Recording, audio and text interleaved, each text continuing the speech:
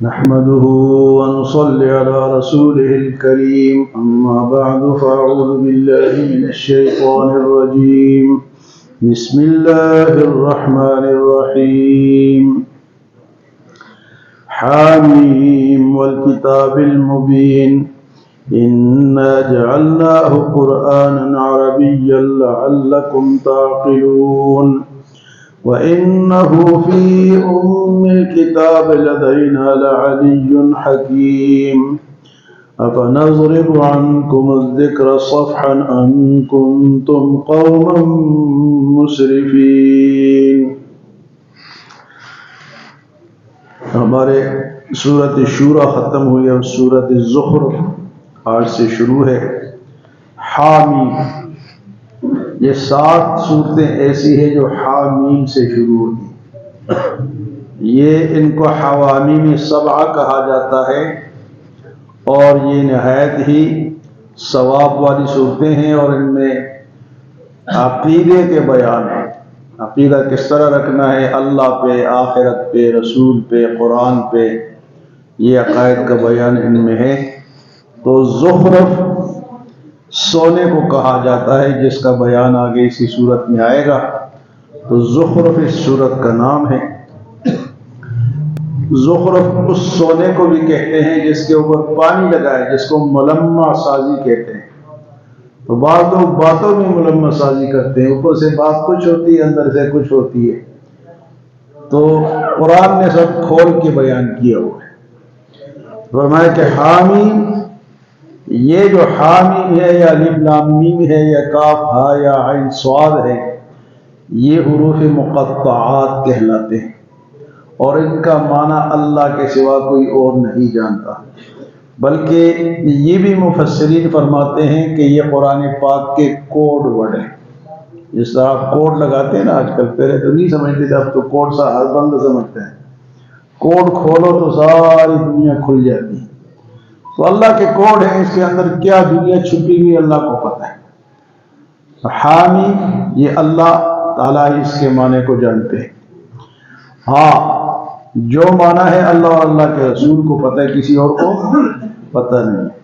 فرمایا والکتاب المبین، قسم ہے اس کتاب کی جو کھل کر بیان کرتی ہے.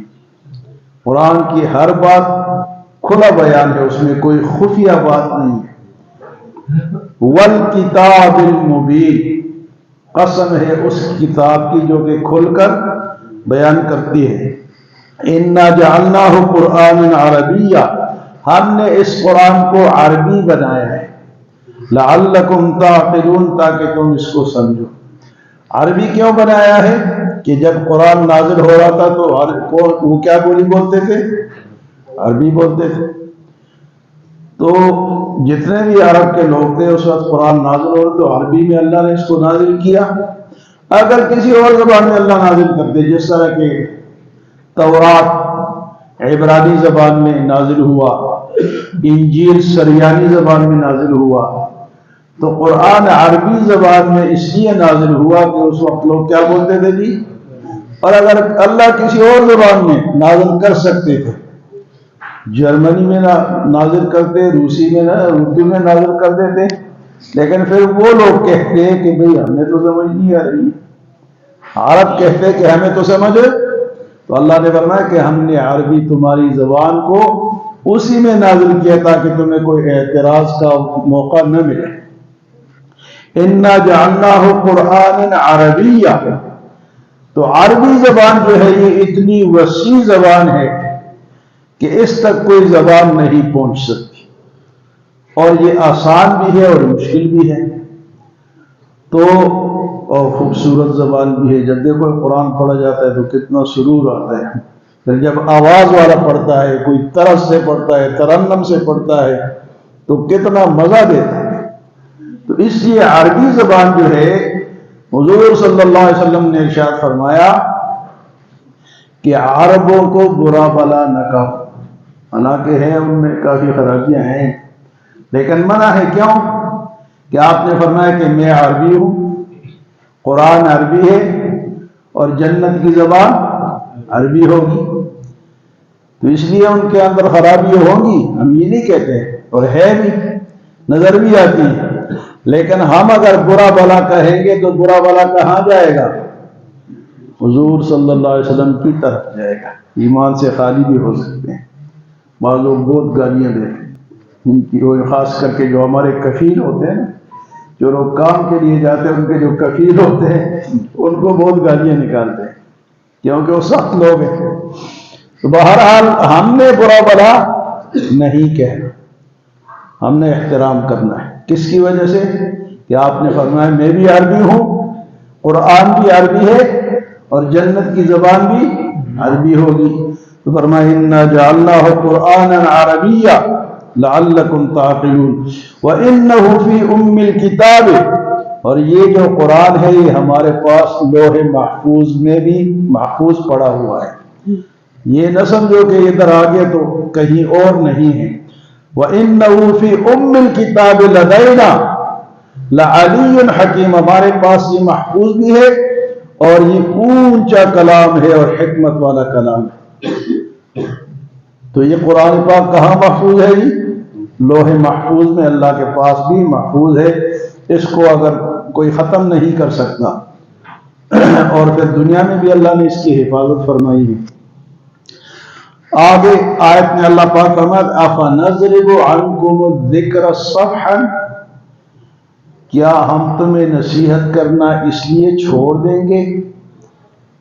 ان کنتم قوم مسرفین، کہ تم نہ ماننے والے لوگ ہو، اسراف کرنے والوں، زیادتی کرنے والے ہو، اس لیے ہم قرآن بیان کرنا چھوڑ دیں گے، نصیحت بیان کرنا نہیں۔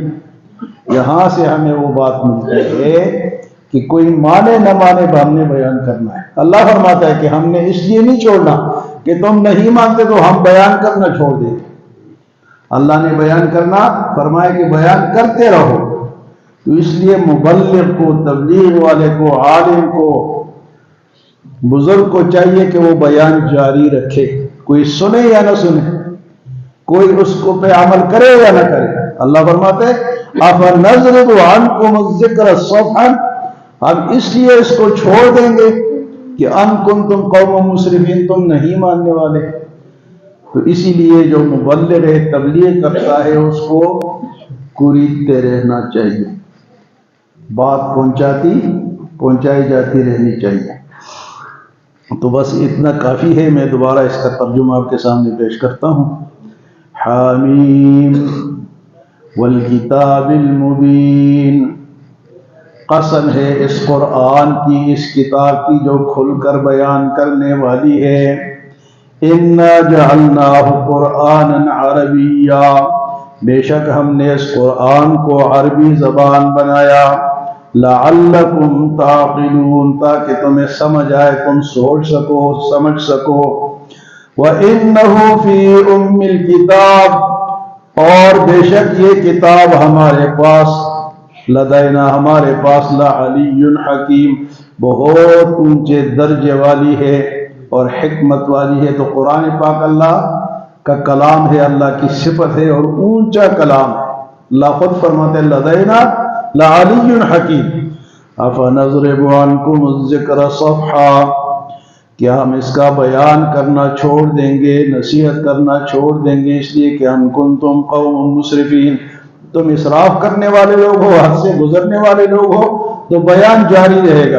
ایک پیغمبر آیا، دوسرا آیا، تیسرا آیا، اللہ نے پیغمبر بھیجنے چھوڑے نہیں ہیں تاکہ لوگوں کو نصیحت ملتی رہے۔ اللہ ہمیں عمل اور سمجھ کی توفیق عطا فرمائے۔ مسجد کو ٹائم دے، ابھی آپ اگر